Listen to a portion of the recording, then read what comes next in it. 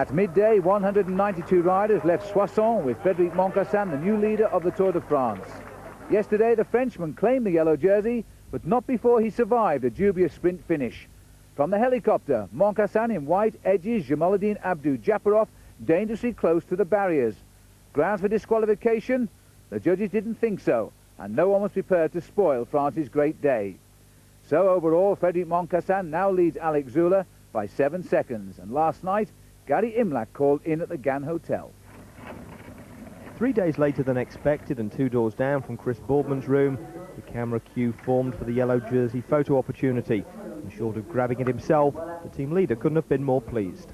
Yeah, it's really great for the team, good for Fred. I mean, Fred's a good guy and he's been trying hard for this, and he's been within a second of it for the last couple of days. He didn't get it in the first 3 bonus sprints, so it was a real nail biter, and he did it all himself. The team was doing other things, and it was really down to him, so I'm really happy for him. Down in reception, 2-year-old Capucine Moncassin, already a star in the making on the evidence of her podium double act with the Credit Lyonnais Lion, is preparing for her second live television appearance of the day. Well past her bedtime, it finally came, with Fred and LOD trying to look as though sitting cross-legged in hotel bedrooms was what they did most evenings, while their daughter modelled the shirt for a national audience. And all around France, men old enough to be her father wish that they could be, at least as long as Gann hold on to the jersey. This morning, Daddy has reclaimed his yellow jersey and will try to defend it on an undulating route of 232 kilometres to Lac-De-Madine.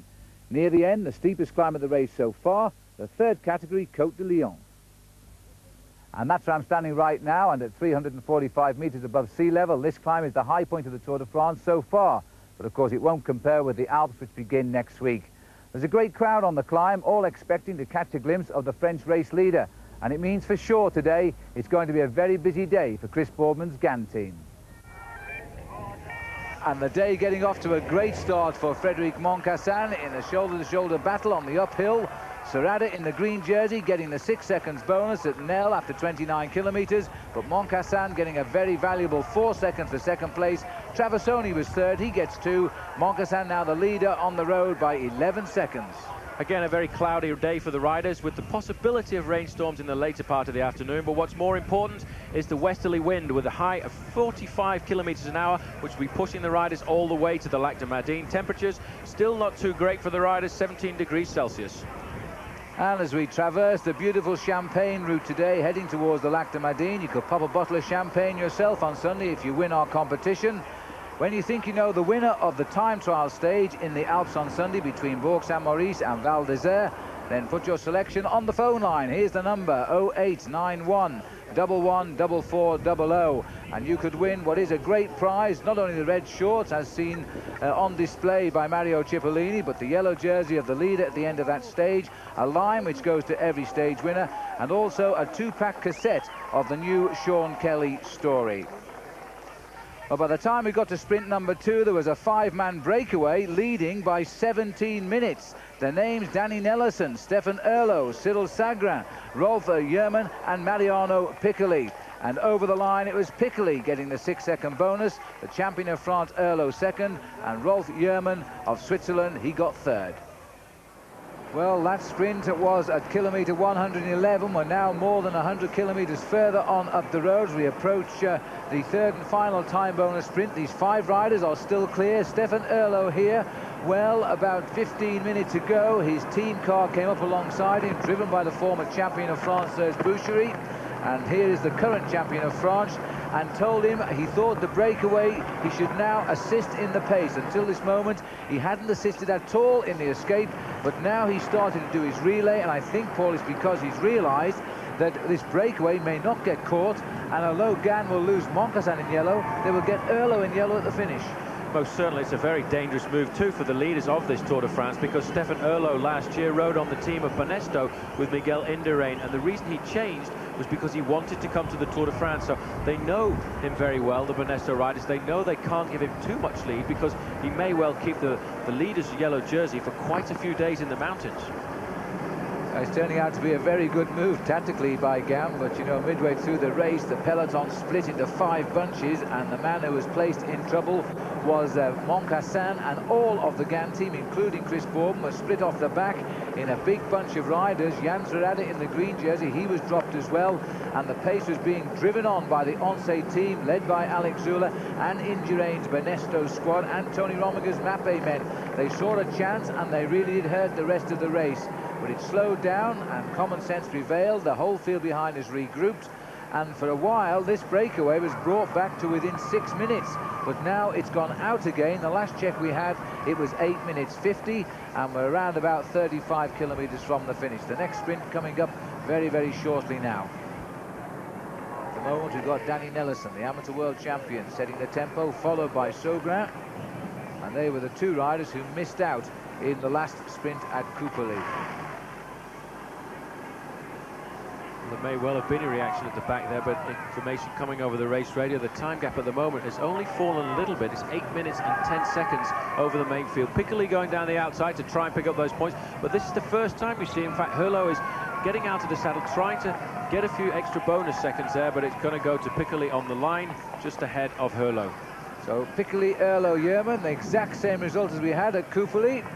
But the important thing is that the breakaway is not losing a great deal of their advantage, and the race is coming down towards the finish at the Lac-De-Madine. And so we've got Piccoli now having picked up 12 seconds out on the course, Hurlo 8. But overall, Stefan Hurlo is lying at 20th. He's only 43 seconds off the maillot jaune of his teammate, Frédéric Moncassin, and is well clear of the other riders in this breakaway. Next best placed is Mariano Piccoli. He's 1 minute and 9 seconds behind the race leader in 62nd place. Here's a replay of that sprint. Piccoli, a little bit of a sprinter, and just does all he has to do to take the prize, and no big real effort there by Stefan Hurlo. I think we'd certainly see a bigger effort if it was the big finish down on the side of the Lac-De-Madine. Everybody looks quite comfortable at the moment. Saugrand at the back, probably the rider having the hardest time over this climb at the moment. Piccoli looks very comfortable. I would think, though, that Danny Nelson will be thinking about marking maximum points again in the King of the Mountains, because he's, at the moment, the new leader of that competition after he lost it briefly yesterday to Ariete, one of Miguel Indurain's teammates. But Hurlo not looking for the attack at the moment, going to the front and setting the tempo. This is not the move of a man who's looking to attack. Just off to the right of our picture here, number 86, Danny Nelson. He won the climb early today. He's won 2 of the 3 climbs we've seen in this year's Tour de France. He's not a high mountains man, but you know, in years gone by, the King of the Mountains has been won by lesser climbers who have concentrated on winning these small, plentiful 3rd and 4th category hills around the route, and then being completely outpaced on the high mountains, but amassing enough points to run out the overall winner of the competition. Nelson now moving up. Way in the distance there is the top of the climb, and that is where Nelson will try to pick up the points that will put him a clear leader, an early one at that, in the King of the Mountains competition this year.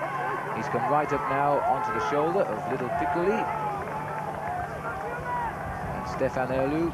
They really don't want to slow down too much and worry about these interim points for, because that bunch will close in very rapidly if they do. Well, sincerely, because there are 2 very good teams starting to chase at the back now. In fact, a lot of work being done in the main field by the Once team, who are also being helped by the Benesto squad. So they realise the danger of letting men like Hurlo and Piccoli get too much of a lead before we get down to the finish here. And it will be important to see just how much they can pull it back. But these riders only have about 23 kilometres to go now, so they're definitely going to sort the victory out amongst themselves. Tour first timer, Piccoli, on the front of the little group here. It looks almost at the lining for a sprint here, with Hurlo on the right and Danny Nelson here nearest the camera. He's the one who wants the points. He knows he's got the jersey back after his ride earlier in the day, but this will give him a nice little buffer as we move away tomorrow down to Besançon, and a little bit nearer the Alps as well. News of what's happening. They've got it back to 8 minutes, so they've chiseled away the best part of another minute. But 8 minutes, and once over the top of the climb here, you know, it is very, very possible now this escape will work, and that Gann will still have the leader on the team tonight, so be it, on the back of a different man. There's the banner, and I don't know if Danny Nelson is going to find any competition here. In fact, I think he's almost said to the riders, I'm taking, they've agreed with him, because they're now working as a unit. So over the top goes Danny Nelson, and Piccoli will be given the second place points. So Nelson is the leader in the King of the Mountains, there's no doubt about that, but just who is the leader in the Tour de France? We won't know that now until we get down to the finishing line. We'll take a break. Laurent Jalabert has good reason to have today's date marked in his diary and his medical records. A look at how Laurent spent his last 2 July the 3rds after the break.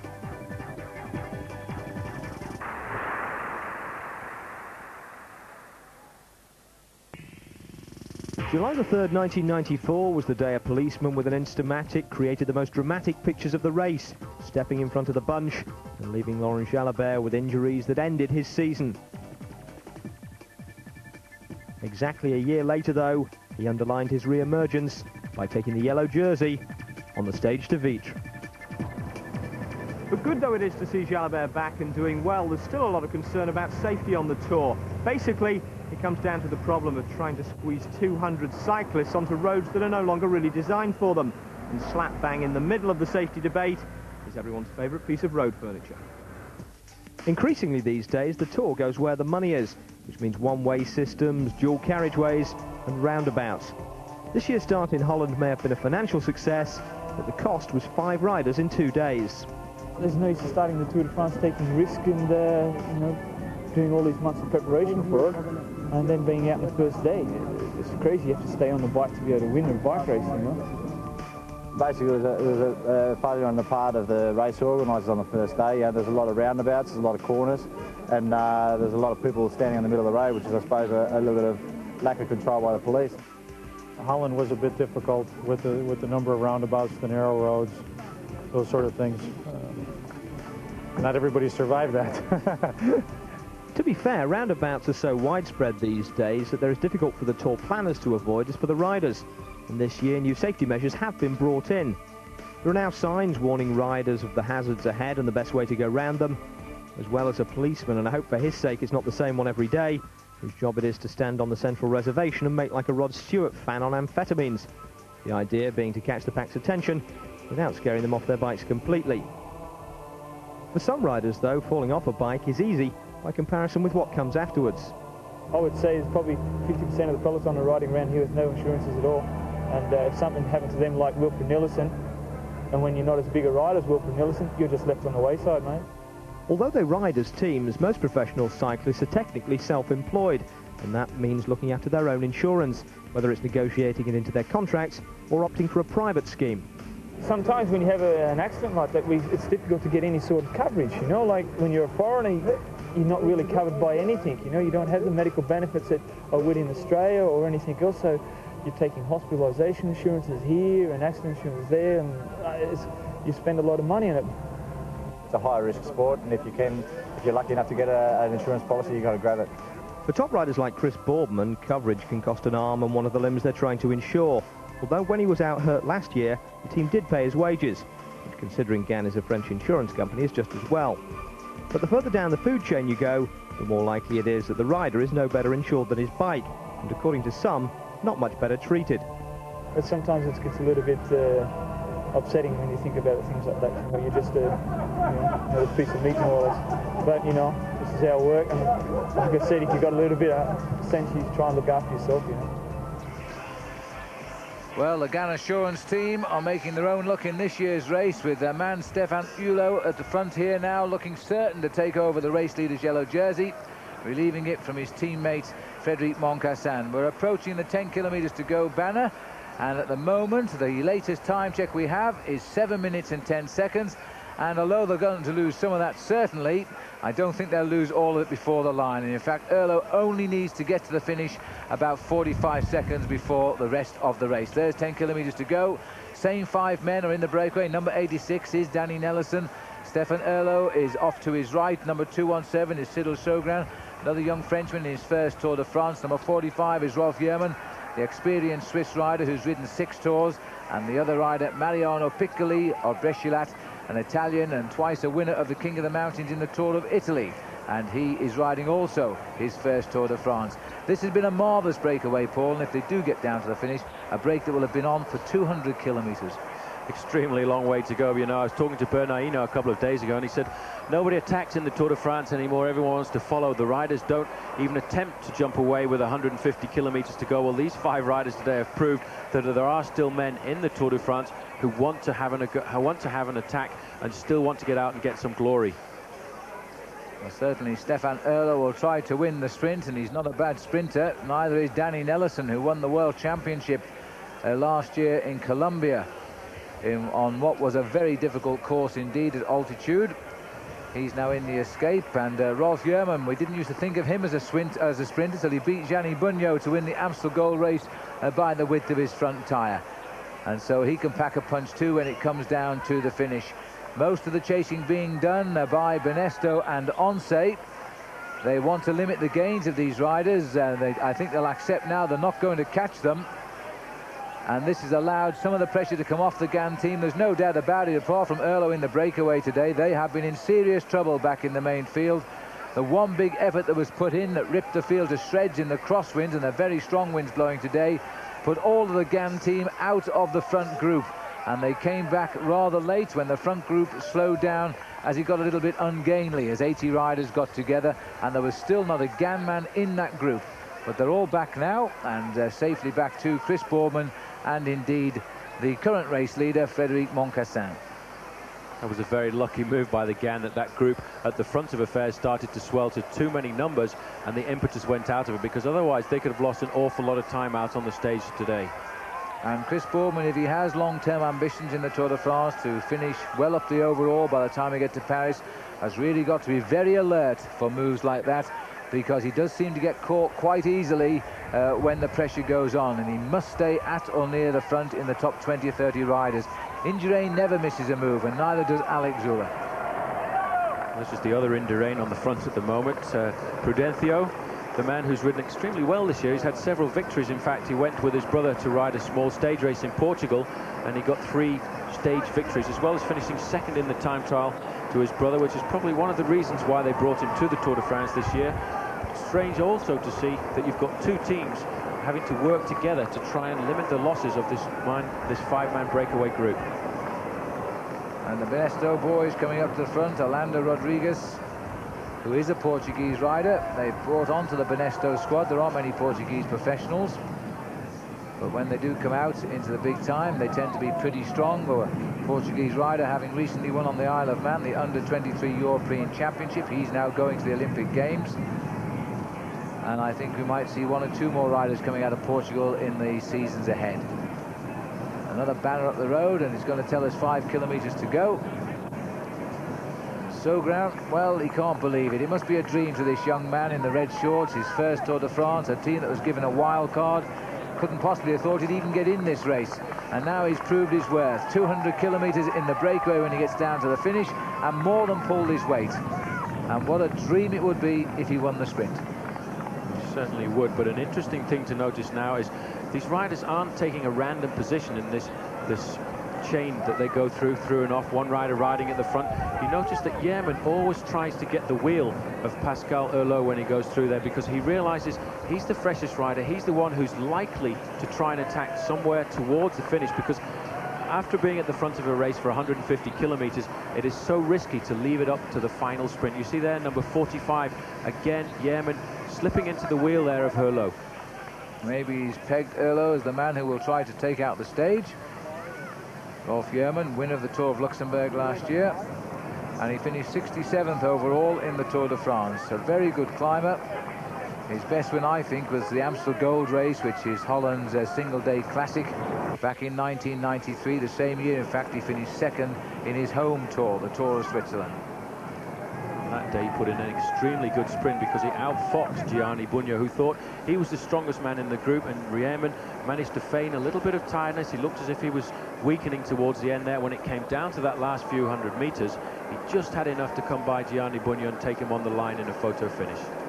No further time checks. The last one we did have, it was hovering round about the 7-minute mark, so they're not really eating into the lead of these 5 riders at the moment. They're still consistently staying out in front, and I think the main field will be happy when today's stage is over and they'll be able to go back to the hotel and lick their wounds, because it's been quite a tough stage out there with the wind and the fact that the race at one stage split into 5 or 6 different groups. The only other time the race has been at Lac-De-Madine was for the time trial stage, which was won by who else but Miguel Indurain when he ate the field. And not far away we had Abdu Japarov win a stage here. Now the right-hand turn has been made. It's not very far to go, and the lines become a little bit ragged now as riders start, they know they're going to survive to the finish. And people like Sogran, no thoughts of winning the Tour de France, but my goodness me, would love to win the stage. And he's going to play his best card as he can. So they're putting the Italian on the front. Piccoli, and leaving in there. No, Erlo's coming through. Time is what Erlo wants. He is a reasonable candidate for a high finish in the Tour de France, and he may well be taking full advantage of the escape today. With hindsight, we may look back at this day and see really what a quality break this was. 2 kilometers just ahead. Danny Nelson now has decided to go to the back so he can keep an eye on operations to see exactly who is going to try and make that first move. Nelson comes from the Dutch school, and all these Dutch riders know exactly where to put themselves when it comes down to the final few kilometers. They realize how important it is. Piccoli, probably the least best sprinter in the group here, looking for a chance to maybe surprise everybody, but you see now as we get closer to the finish, it's an extremely nervous moment. Everybody wants to get the wheel of the man they think is the fastest, and all the time Yemen goes for that wheel of Pascal Erlo. And Sogran at the back here, having none of it now. He's just going to sit around and take a surprise attack, I think, when he feels the moment is there. Heading up towards the kilometer kite now. Now Erlo needs to keep running because he wants time here. He wants time. He doesn't want to throw it all away. In the time he gets now, could see him in yellow for the best part of a week, and that's great publicity for the team. What a dream start for the GAN team. Chris Boorman narrowly being beaten into second place for the GANs in the prologue, and then Moncassin comes up and wins the stage. Yesterday Moncassin gets them a yellow jersey. Today Erlo takes it off his teammates and puts it on his own shoulders. Roger Leger, the manager of GAN, has never known a start like it for his riders. There's the kilometer kite, and now really nobody willing to do any work, and I think Erlo, for his own sake, should start running for the finish. Well, it's a very nervous moment for him. 1 kilometer to go in about 1 minute time. These riders will know who's going to win the stage, but they've got to make the right move now, because a move that goes wrong here can lose them the stage. You see, everybody knows that Stefan Erlo is the strongest rider. He's the freshest. He didn't work for the first 150 kilometers of this breakaway, and they know he is the one who has the biggest chance of winning. They're forcing him to go to the front to set the pace. Still at the back, Sogran. Now they're lining up for the finish. They look as though they're going to leave the champion of France to lead them out. This is his first Tour de France as well. He's getting a good clean look at the finish for the first time of his career. He's worried, he seems, about Piccoli. Well, he wants to watch out for Yarman, and nobody knows how Cyril Sogran can sprint. The rider at the back of the group, Danny Nelson, the Dutchman, over to the right. He's the nephew, by the way, of the Dutch television commentator, who's not very far away from me, and I think he's having a job keeping commentating on a totally unbiased scale. But now we've got Erlo in the lead. Danny Nelson, goodness me, thinking of Wilfred Nelson. Danny Nelson in third place, Piccoli in fourth, and now at the back is Sogran, still refusing to make a move, but now he goes. This is the only way Sogran feels he can get it. He's opened up the running on the far right of the field. Danny Nelson has immediately taken his wheel, and Piccolo and Erlo fight for the back wheel of Nelson. Look at the speed of this man. My goodness me, this could be a great result for the wildcard team. Cyril Sogran is still checking over his shoulder. He's got speed left in those legs. He's going to win for Aubervilliers. What a result. I'm not surprised that Danny Nelson is fed up with that, because he totally misread the speed of the newcomer to the Tour de France, and that will vindicate the race organisers for accepting that team. They were openly criticised for taking this team to the Tour. He wouldn't have got in if it hadn't have been French, and now they've got a stage win only 4 days into the event. Superb finish for Cyril Sogran, and another French victory in the Tour de France as well. First Tour, barely, we haven't reached the end of the first week, and this young man's got a stage victory. Well done.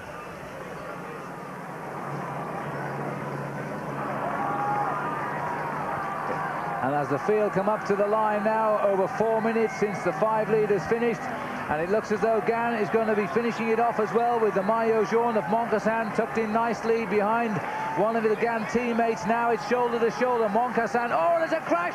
Sperata hit a wheel and has gone down, taking Brochard down with him. And as the riders hit the line, the sprint taken out by Abdu Japarov.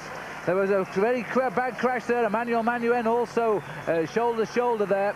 I think it was the fault of the green jersey. I'm sure we'll see it again. But I think it was Jan Zverade himself who made a mistake, and he went right across the wheels of Laurent Brochard. Here we are. Have a look at this now. Watch the green jersey.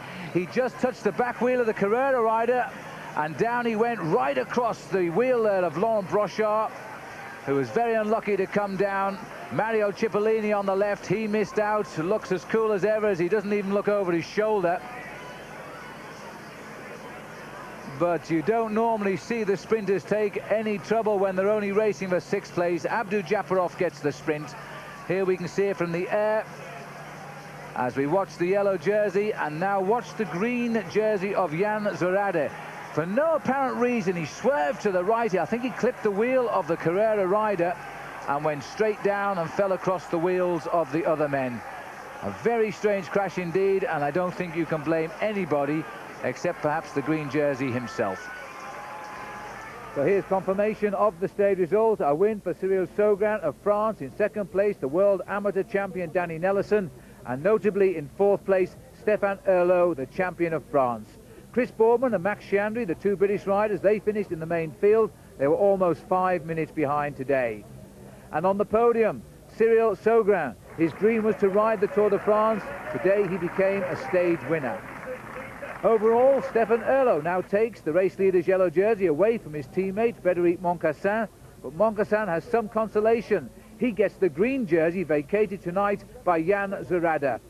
Overall, the breakaway today command the top positions, but all of the big names are still closely bunched behind. And before we leave you tonight, a quick reminder of our competition telephone number. It is 0891 11 4400. Don't forget, you can also find us on the internet this year, where we have our own site, and you can learn a lot of interesting facts about the Tour de France. If you're not on internet, then why not ring directly to Channel 4 with your questions? We'll do our best to answer them. Tomorrow our programme comes to you at 6:30, and tonight we leave you with the sad pictures of Jan Zverade crashing in the home straight, ripping his green points leader's jersey, walking home. Tomorrow he won't be wearing it. Goodbye.